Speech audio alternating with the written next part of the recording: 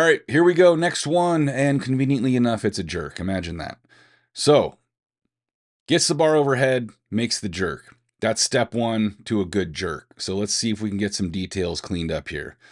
So what I do like right away is she resets her rack position into a better jerk rack position, spreads the elbows out, gets them a little lower.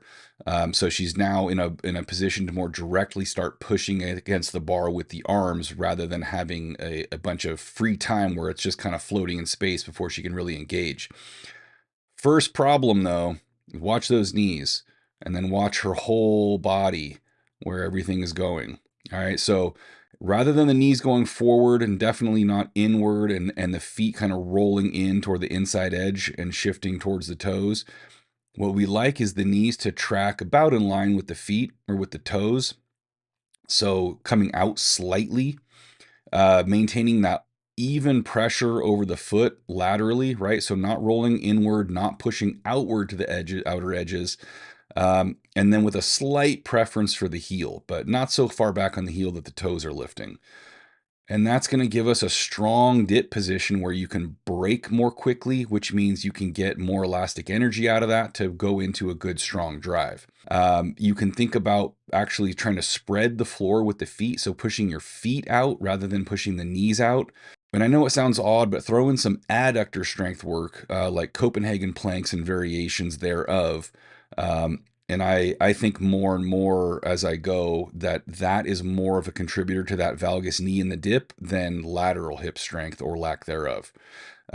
So that motion brings everything forward, but watch the bar, watch the upper body here at the bottom of the dip.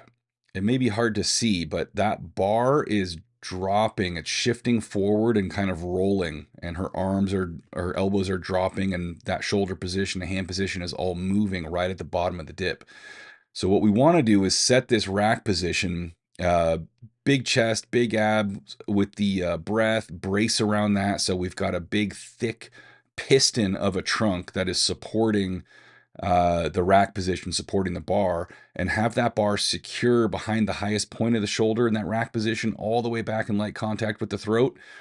And then don't move any of that stuff until you are finishing the drive. So instead, what we have here is the arms prematurely getting ready to push, dropping into that pushing position, which is letting the bar move.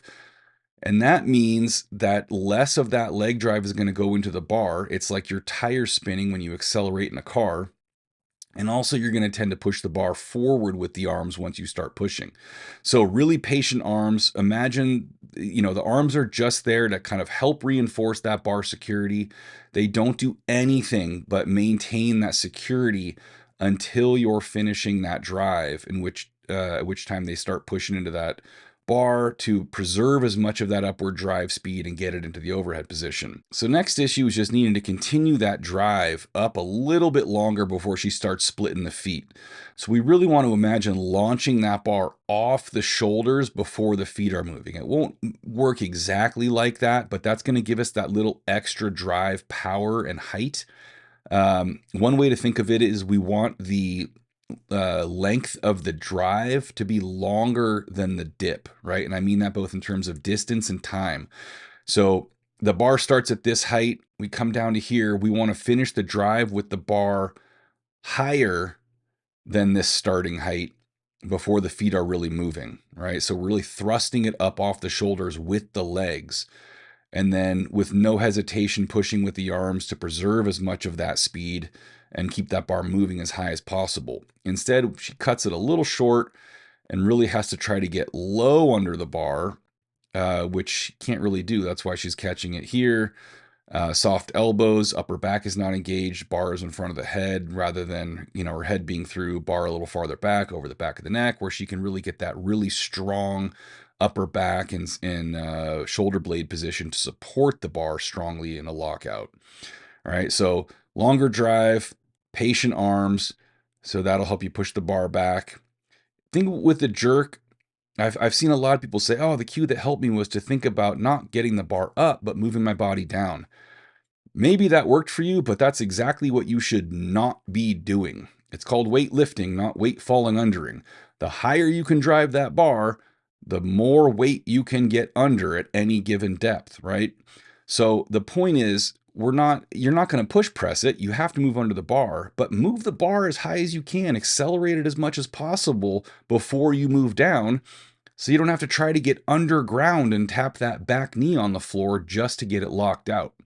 Definitely a little bit more shoulder mobility work. It's hard to see on the left, but on the right, you can see that that shoulder is really not opening up all the way as we would like it. So you can find a bunch of those stretches and whatnot on the old website, of course.